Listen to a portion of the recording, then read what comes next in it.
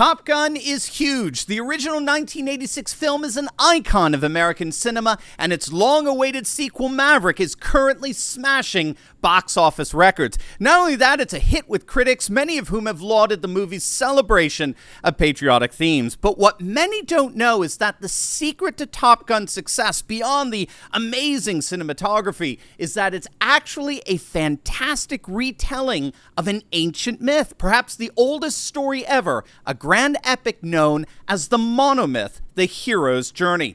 As with the travels of Odysseus and the adventures of the Hobbit, Maverick retells this ancient tale in new and exciting ways, and that is why this movie is so amazing. Now, fair warning, there are plenty of spoilers here, so be prepared. But with that, make sure to like, comment, and subscribe, and let's discover the ancient myth behind Top Gun Maverick. The monomyth, or hero's journey, is an ancient story structure centered on one who goes on an adventure, faces countless challenges and adversities along the way, and comes home changed and transformed. As you might have guessed, the journey begins with a call to adventure, and that's exactly how Maverick begins. Set 3 decades after the events of Top Gun, Captain Pete Mitchell, call sign Maverick, is a U.S. Navy test pilot who's deliberately turned down rank promotions so that he can continue to fly.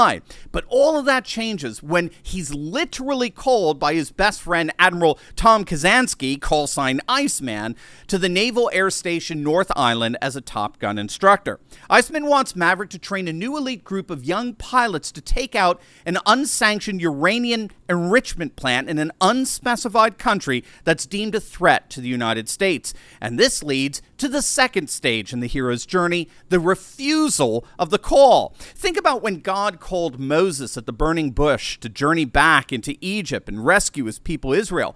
Moses originally resisted and told God to send someone else.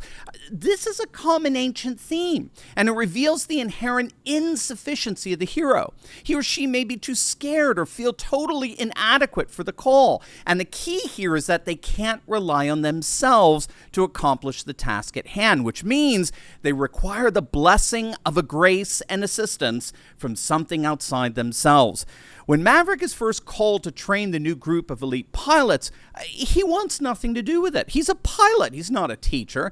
And so when he shows up at North Island, he's immediately humiliated by getting literally physically thrown out of a bar by what would end up being his own students. But we quickly find out that something far deeper is going on. One of the students that Maverick has to train is the son of his best friend Goose, who died in the original Top Gun. We quickly find out that Goose's son, Rooster, hates Maverick because Maverick blocked his application to the Naval Academy, setting back his career as a fighter pilot. What Goose doesn't know is that Maverick made a promise to Goose's late mother to keep her son from flying. She didn't want to lose him the way she lost his father. To make matters even more complicated, Maverick realizes this mission that he's training Goose and his fellow pilots for is so dangerous, chances are most of them will not be coming home. Now, this insufficiency motif leads to the third stage of the hero's journey, and that's supernatural aid. And this is where that special someone who has the grace to accomplish the task enters our hero's life. For Maverick, that special grace would come from his dear friend Iceman, now the commander of the U.S. Pacific Fleet. Unfortunately, Iceman is in the sunset of his life battling throat cancer, so he can no longer speak. Maverick visits Iceman at his home, and in a very touching and beautiful scene, Maverick pours out his heart and tells Iceman that he can't bring himself to betray the memory of Goose and his wife by allowing their son Rooster to go on this mission. Iceman leans over to his computer keyboard and writes the words, "You have to let go." Maverick struggles over the sage advice. With every excuse he makes, Iceman points back to the penetrating words on the screen, "You have to let go." We then find out what Maverick is really wrestling with. Nearly 40 years later, he still struggles with the guilt of losing his best friend Goose. "I don't know how to let go," he confesses. And that is when the journey really begins, the journey of healing his guilt.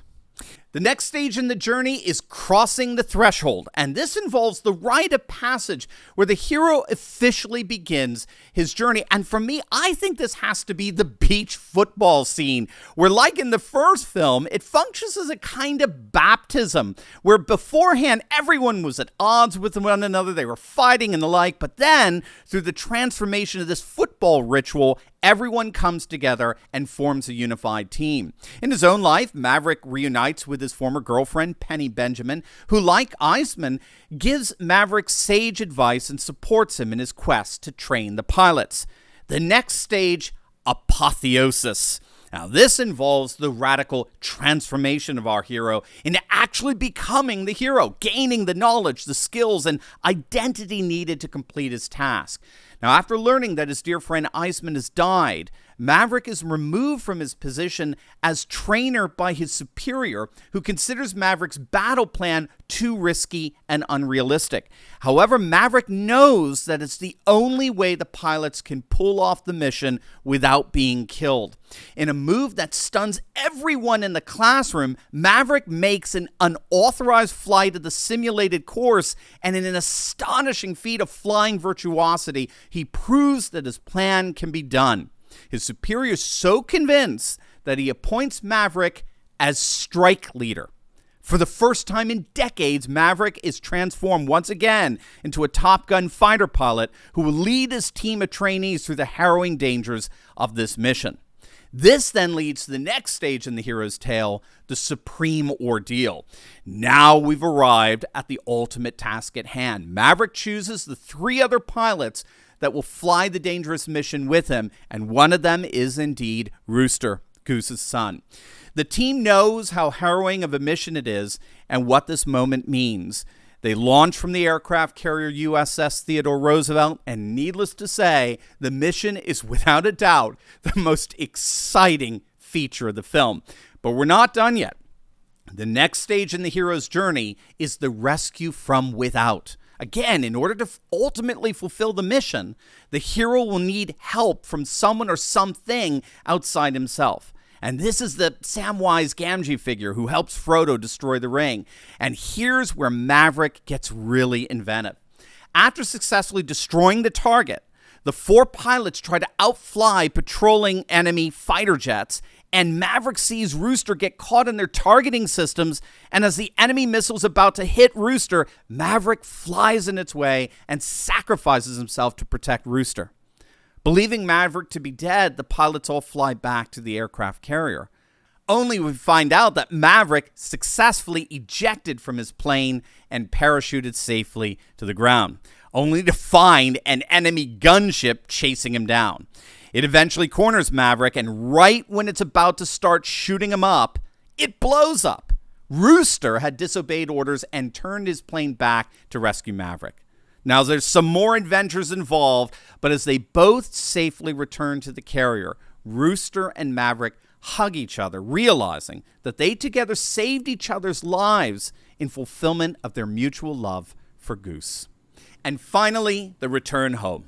The movie ends where it began, in a hangar of a test facility where Maverick was previously stationed. But now, he's with Rooster, and of course, Penny, and all is right with the world. Top Gun Maverick is certainly everything it's cracked up to be, but in many respects, that's because it's an astonishing retelling of an ancient story. A journey that, as it turns out, each and every one of us is actually on. And that is what makes Top Gun Maverick so great. Over to you. What do you think? Let us know in the comments section below, and make sure to definitely check out my latest movie review on The Northman and why woke leftists hate it so much. You're not going to want to miss it. So make sure to click on that link, and I'll see you over there. God bless.